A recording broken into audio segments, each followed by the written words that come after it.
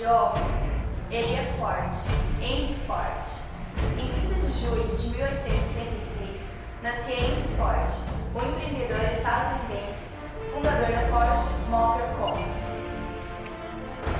Ele foi responsável por uma revolução na forma de produzir. Foi Ford o primeiro empresário a implantar a montagem em série para a produção em massa de automóveis. E foi com este carro aqui, o Ford T, que revolucionou os meios de transporte. Para conhecer os melhores histórias de Henry Ford, eu convido vocês para uma viagem no tempo, até o início da Era Ford.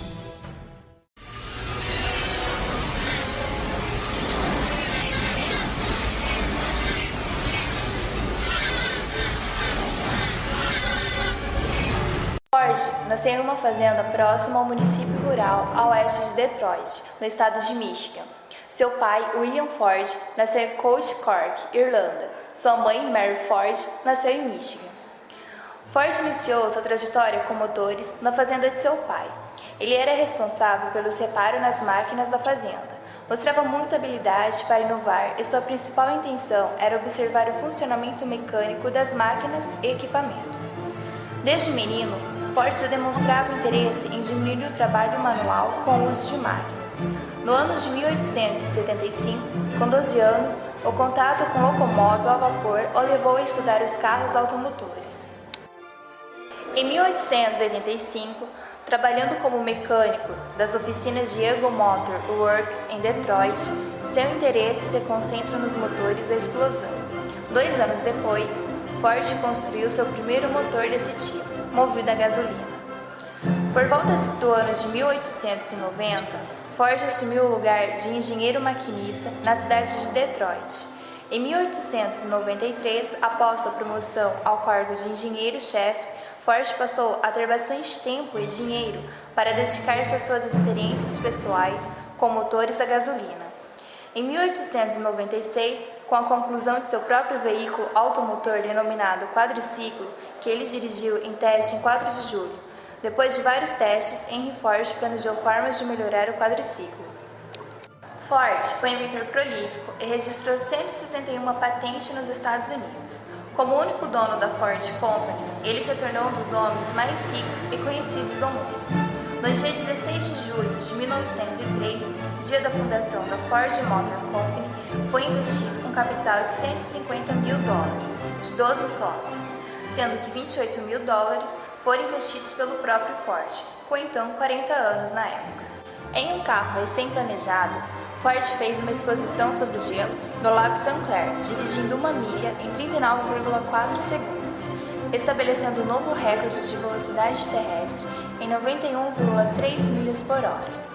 Ford também foi um dos primeiros patrocinadores do Indianapolis 500.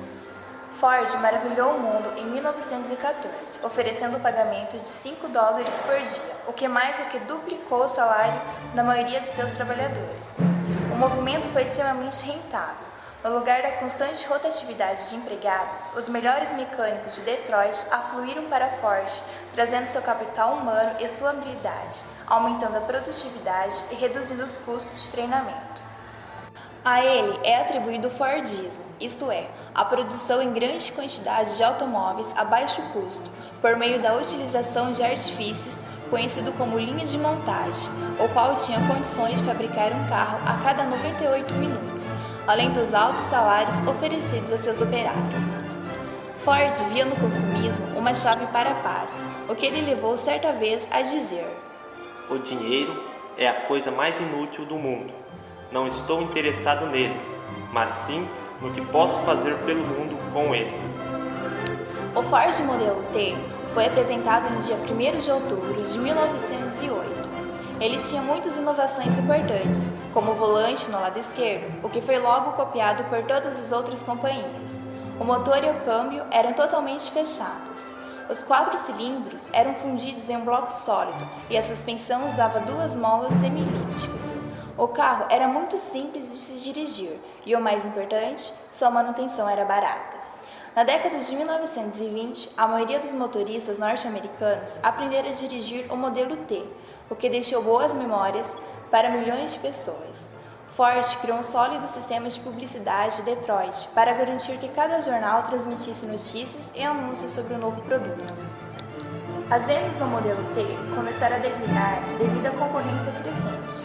Outros fabricantes de automóveis ofereciam planos de pagamentos pelos quais os clientes podiam comprar seus carros, que comumente incluíam características mecânicas mais modernas e estilos não disponíveis no modelo T.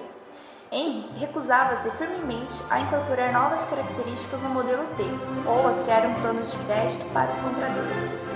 Por volta de 1926, finalmente, Henry fez o novo modelo de automóvel. O resultado foi o sucesso do Ford Modelo A, introduzido em dezembro de 1927 e produzido até 1931, com uma produção total de mais de 4 milhões de automóveis. Posteriormente, a empresa adotou um sistema de mudança anual de modelo, semelhante ao que é utilizado pelos fabricantes de automóveis de hoje. Henry Ford foi um pioneiro do capitalismo do bem-estar social, concebido para melhorar a situação de seus trabalhadores, especialmente para reduzir a grande rotação de empregados de muitos departamentos, que contratavam 300 homens por ano para preencher 100 vagas. Eficiência significava contratar e manter os melhores trabalhadores. As ideias de Henry Ford modificaram todo o pensamento na época.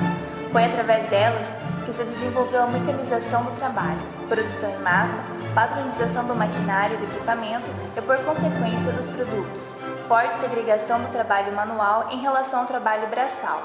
O operário não precisava pensar apenas fazer seu trabalho com o mínimo de movimentação possível. Ele também implementou a política de metas.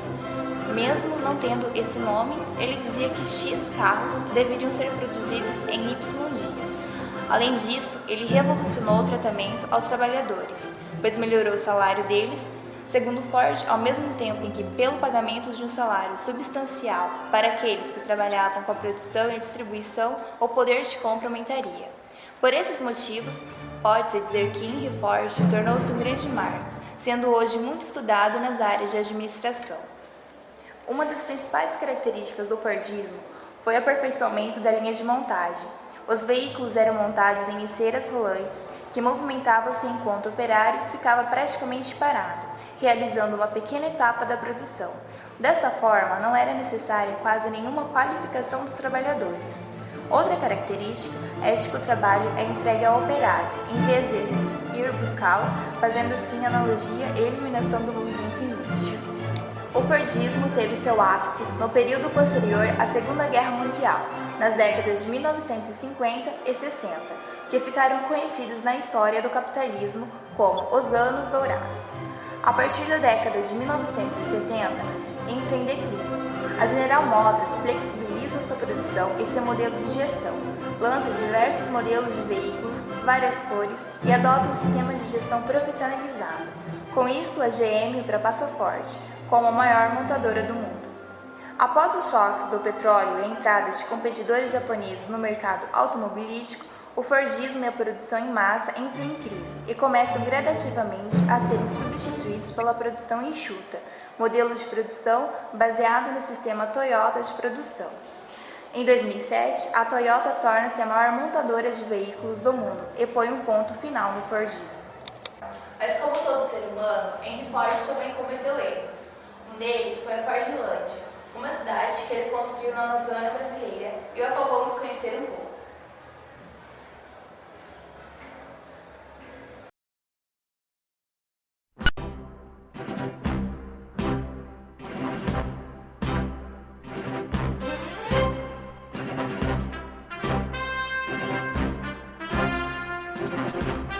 Um sonho perdido às margens do rio Tapajós. Aqui, o empresário americano Henry Ford, criador da linha de montagem de automóveis, investiu uma fortuna para criar um polo mundial de produção e exportação de borracha, a Fordlândia. Os restos da cidade abandonada ainda conservam vestígios do jeito americano de viver. A experiência durou menos de 20 anos.